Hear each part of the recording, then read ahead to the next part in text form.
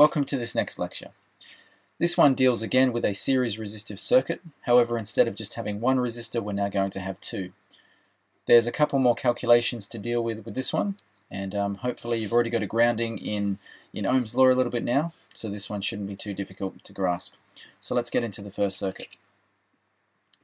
So as always, here's our power supply. Here's our first resistor, and now, because we have two resistors, there's our second. We have our voltage applied. Just as before, there's R1, but now we have a second resistor. We're going to call this one R2. Let's put in some values. Voltage applied, I'm going to make 9 volts. And in this case, I'm going to make R1 1K, and just to start off with, I'll make them both 1K. So R1 and R2, exactly the same value.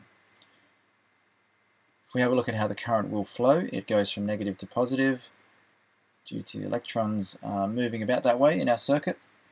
Now hopefully you can see that the electrons have to go through R2 and they have to go through R1. Therefore, not only do we have R1 trying to restrict the flow of electrons, but we also have R2 doing the same thing. It's also restricting the flow of electrons.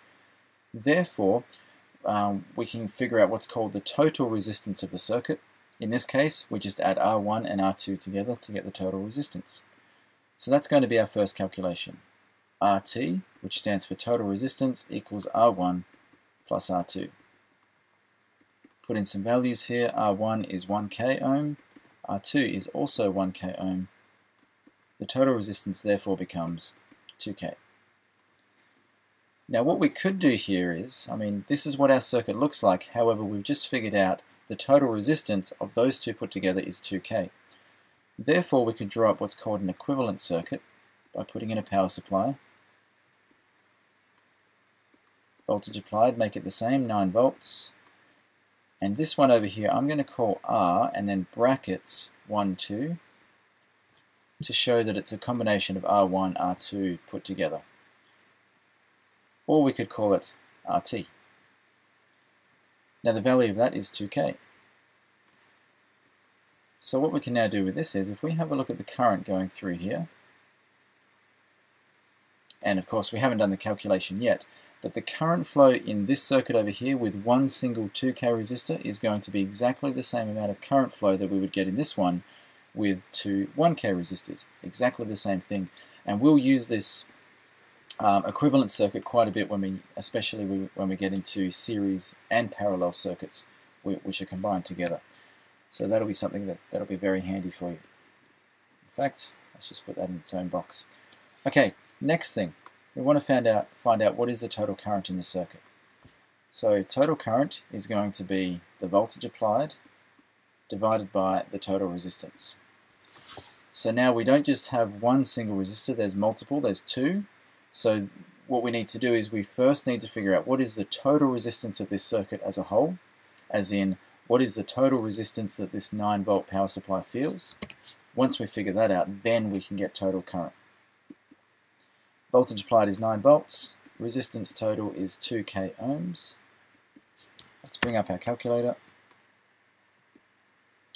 9 volts divided by 2 exponential 3 for 2K, and we're getting 4.5, and the negative 3, hopefully you've got that in your head now, that is milli, and because we're trying to find current, it's amps. So there is 4.5 milliamps of current flow in this circuit. Exactly the same as what we'd get in this one. Now that's pretty much as far as we've gotten with our previous single resistor circuits. However, now that we've got multiple components, what's going to happen is this 9 volts is going to split up or divide up, and it's going to divide some of that 9 volts for this R2 and some here. The voltage of R1 plus the voltage of R2 will equal 9 volts. However, how do we find out the voltage of R1 and the voltage of R2? Well, let's have a look. VR1, and in fact, let's draw up our Ohm's law triangle just to help us out a bit. We want voltage, so let's cover that up. What two things do we need? Well, we need current and we need resistance. Now see, let's just focus on this for a little bit. We want the voltage, but specifically we want the voltage of R1.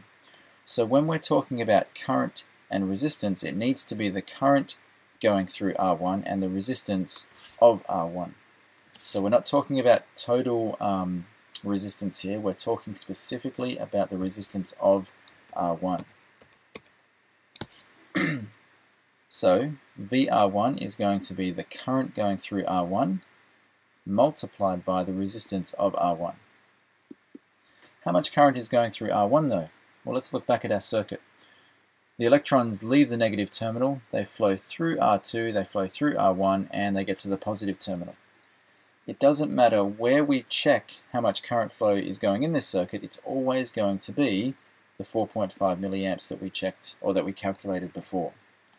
The current going through R2 is 4.5 milliamps, the current going through R1 is 4.5 milliamps. It's all the same in a series circuit, 4.5 milliamps.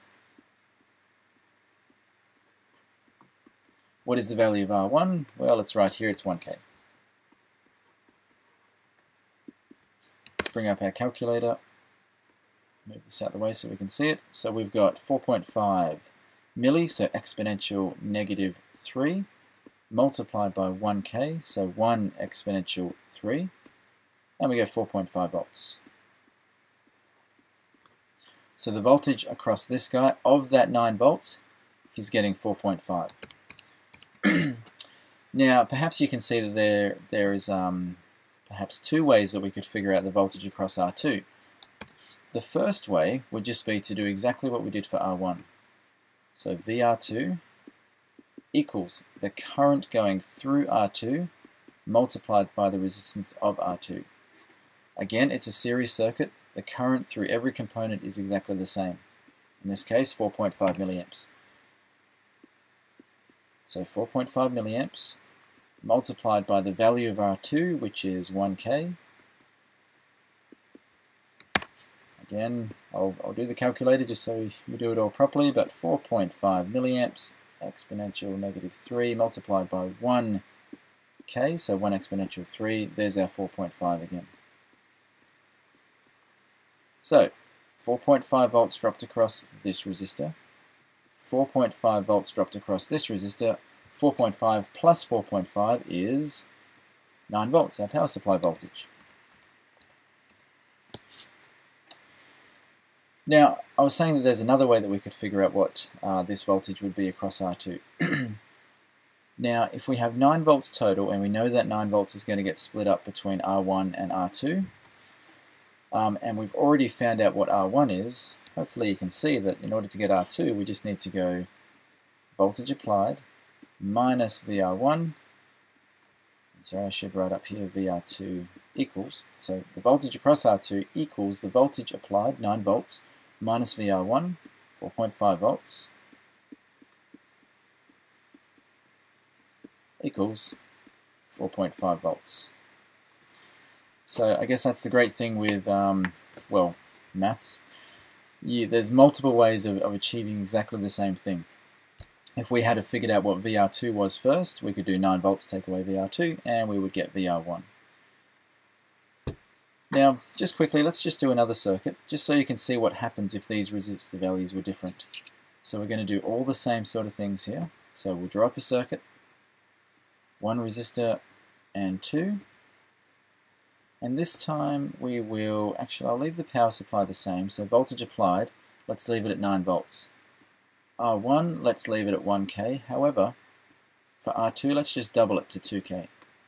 Again, this 9 volts will split up, some will go there, some will go there, and the two added together will give you 9.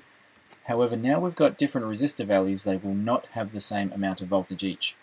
But which one will get more than the other? Well, let's go through our calculations. First, we need to find out total resistance. Total resistance is R1 plus R2. R1 is 1K, R2 is 2K. Total resistance is 3K. Second thing we need to do, what is the total current in the circuit? Because remember, in order to get voltage of these guys, let's draw up Ohm's law triangle again. In order to get the voltage, we cross out the voltage, we need these two things, current and resistance. We don't yet have the current of the circuit. So in order to get their voltage, we have to figure out the current. And I'm just going to take this away to get rid of that circle and draw this back up for you.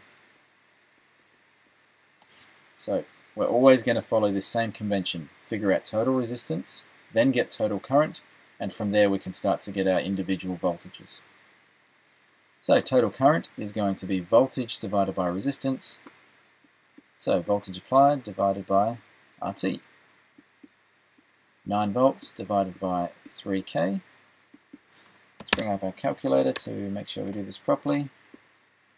9 volts divided by 3 exponential 3 to give us 3K, and we get 3 milliamps. So again, milli, because we've got to the negative 3 here. Alright, let's go VR1.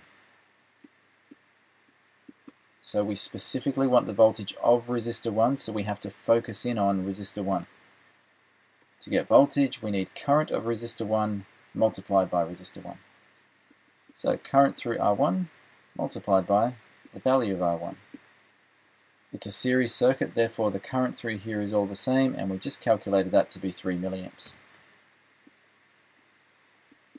The value of R1 is 1K. So 3 milli multiplied by multiplied by 1K equals 3 volts. So we could quickly just go, well, VR2 obviously should be voltage applied minus VR1, 9 volts, take away 3 volts, so we should get 6 volts. We could certainly do that. However, let's do it the other way as well, just to, well, because it's so much fun. So VR2 equals the current going through R2 multiplied by the resistance of R2. The current through it is going to be 3 milliamps. Because it's a series circuit, the current through every component is the same. However, R2 is now twice as big as before. It's 2K instead of 1K. So 3 milliamps, 3 exponential negative 3 multiplied by 2 exponential 2 to get 2K is 6 volts. 3 volts plus 6 volts gives you your 9 volts. Alright, so that's it for that part. We now have 2 resistors in the circuit. A few more calculations to do. We first have to find out what is the total resistance now. Once we find out total resistance, we can then get total current. The current flow through the circuit is the same no matter where you check. It's the same through R1 as it is through R2. So now we've got the current, we can figure out, well, how much of that power supply voltage will resistor 1 get and how much will resistor 2 get. To check yourself, you can add resistor 1 voltage to resistor 2 voltage and it should equal the power supply voltage. If it does not, then you've done something wrong. You should go back and do it again. Alright, so download the PDF. Some questions are coming up, so see how you go with those. Thanks for watching, guys.